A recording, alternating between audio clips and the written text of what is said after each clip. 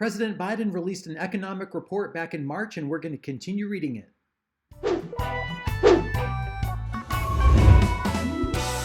When Lambo. I'm such a degen. Welcome to Degenny from the blockchain, where we defy logic. Let's get right back into that economic report by President Biden that had a lot to say about crypto. And we're going to pick it back up where we left off, which is the perceived appeal of crypto assets. Okay. This section reviews the potential benefits that crypto assets may offer as often touted by their proponents, while the next section evaluates what they have actually achieved. Oh boy. Yes, because sending currency cross-border with no banks isn't an achievement. Okay. To introduce the digital asset landscape, Figure 8.1 illustrates certain types of digital assets. The label cryptocurrency is used in the industry to connote a crypto asset that is promoted to be an alternative payment instrument. Stablecoin is also an industry label for a form of crypto asset that is purportedly backed by a portfolio of underlying assets and claimed to have a stable exchange value with these assets. While some stablecoins mainly aim to become payment instruments, other stablecoins mainly aim to provide returns for investment. I hope you mean yield. I hope you mean some sort of yield, because you can't get a return on investment on stables unless there's some arbitrage opportunity, which only happens in extreme circumstances. This is weird. Regardless of the label used, a crypto asset may be, among other things, a security, a commodity, a derivative, or another type of financial product depending on the facts and circumstances. Well, it also could be a digital asset with utility in an ecosystem, but okay, let's not put that in there. Non-fungible tokens are the other primary type of crypto asset. They use DLT to track ownership of digital goods, but are not a main focus on this chapter. The term crypto asset excludes digital currencies that may be issued by a central bank, though central bank digital currencies might be designed to operate using DLT. Might be designed. There is no requirement for them to be on DLT, and central bank digital currency does not necessarily involve DLT. So Figure 8.1, a taxonomy on digital assets and central bank money. Stable coins. So why is this all on stable coins? CBDCs. Oh God, that middle piece. Good Lord. But we have crypto, NFTs, crypto assets, digital assets, all in this bubble with stable coins. CBDCs overlap with central bank money and cash. Wait, central bank money and cash. Why are those different? Anyway. Just look at all the diversity in digital assets you have over here. You know what, including CBDCs, you know, even if it's going to be a sort of opponent of crypto or something like that. Well, anyway, let's move on. Crypto assets have gained substantial popularity in recent years, particularly since the beginning of COVID pandemic. Okay, Lola, I'm coming. We got to pause the video for Lola. We got to feed the cat. All right, Lola is fed. Let's continue reading.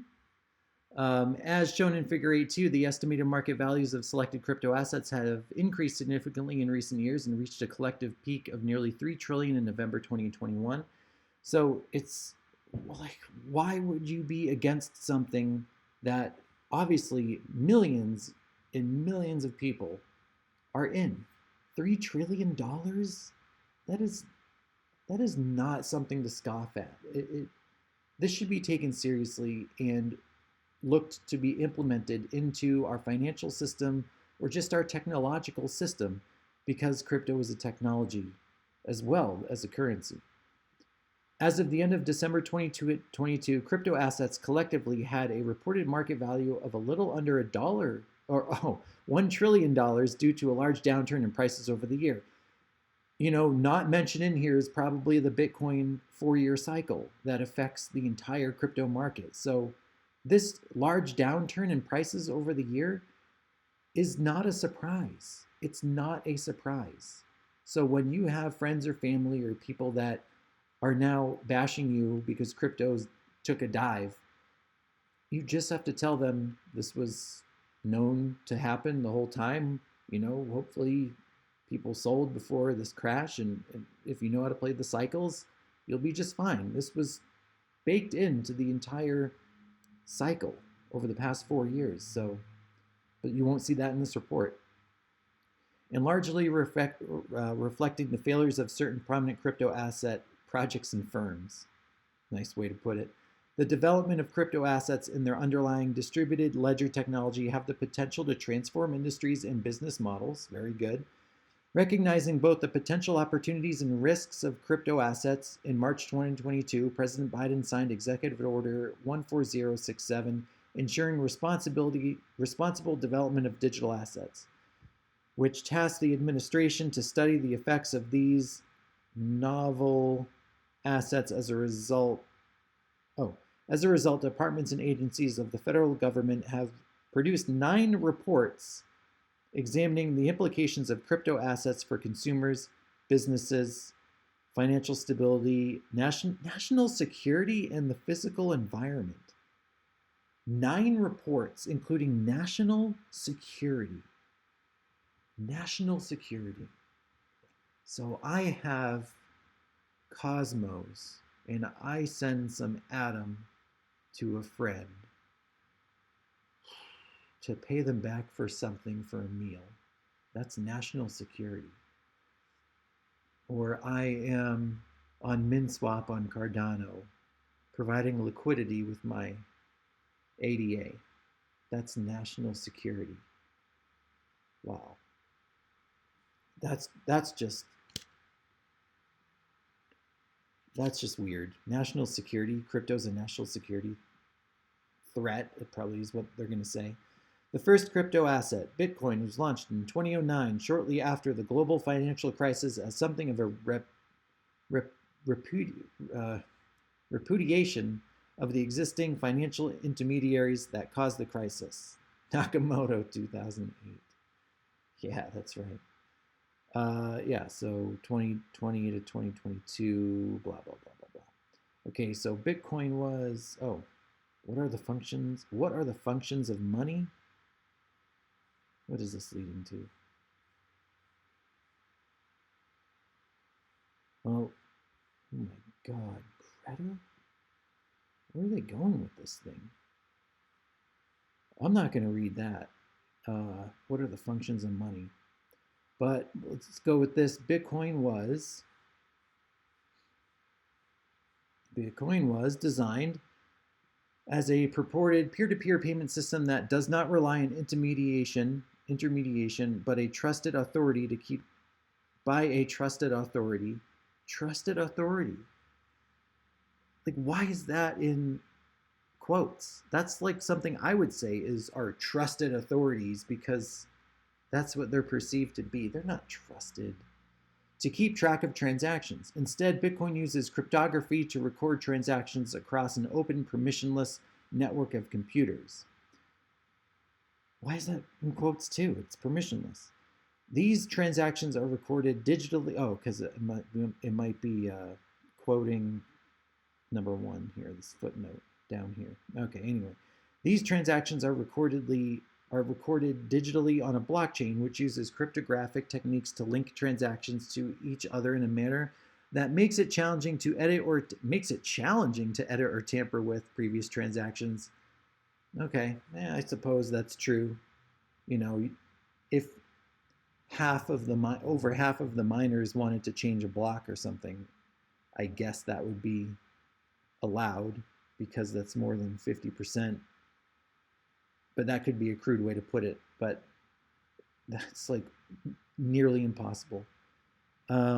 Because the Bitcoin blockchain is a public ledger, network participants can view and validate transactions as they happen in real time. The supply of Bitcoins is capped to ensure that each unit retains value, since digital assets otherwise could be reproduced perfectly forever. And they would have no value if there were an unlimited supply.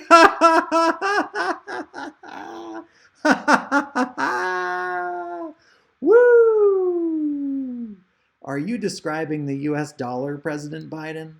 Are you describing the US dollar? Wow, let's change some words here. The supply of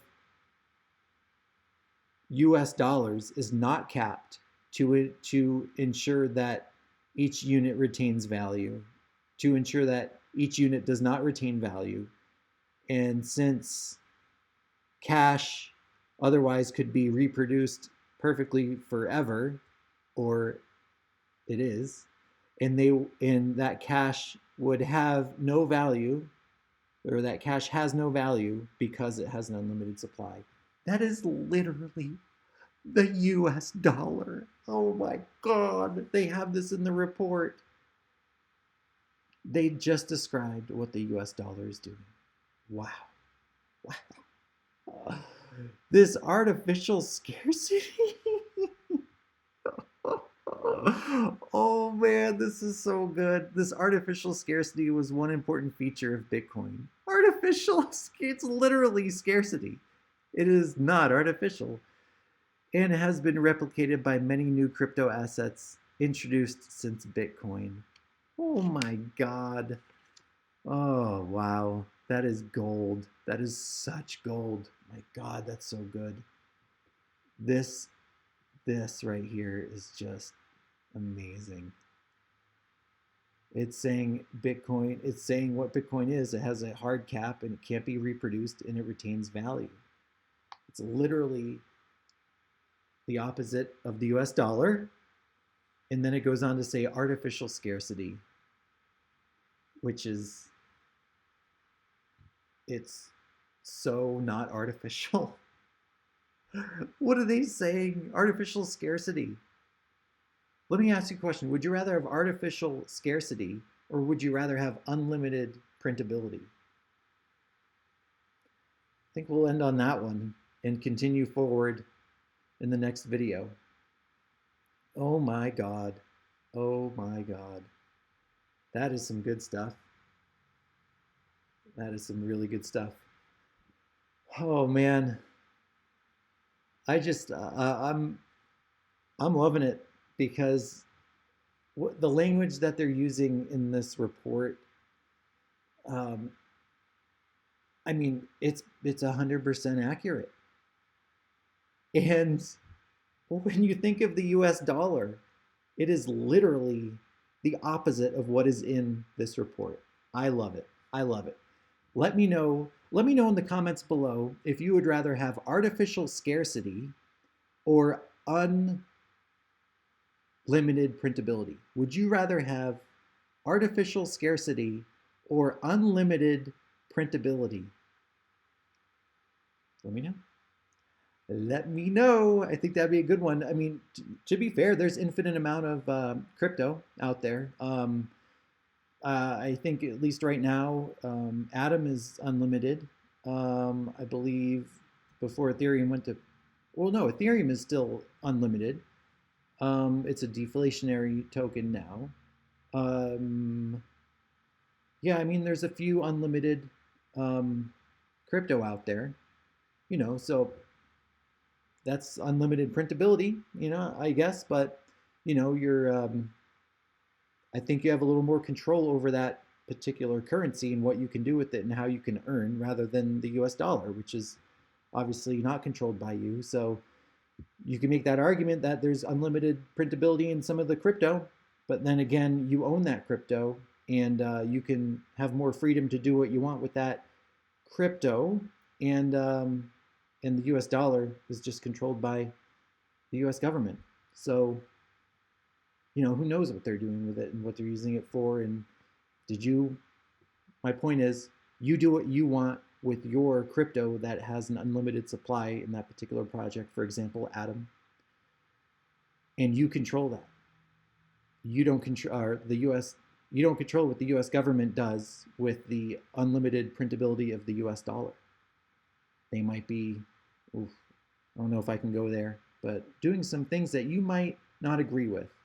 But with your Atom, for example, you own it and you do what you want with it, and it's just code in the smart contract that prints more when it's supposed to, and goes to the people for whatever it is that they want to do with it. Yet the government is doing that with the US dollar, keeping it for themselves to do whatever nefarious things that you may insert here for. Well, that's just my blockchain reaction. Nothing else. This is not financial advice. Do your own research. We'll get into the rest of the economic report by President Biden in a later video. So thank you for watching. Hey, thank you for watching to the very end. And before you go, please subscribe to the channel, crank up that like button, drop a comment and share the video. If you want to join me on the VEUIT platform, the Web3 streaming platform, I'm going to migrate all my content over there and create new content on the blockchain. My referral link is in the description below.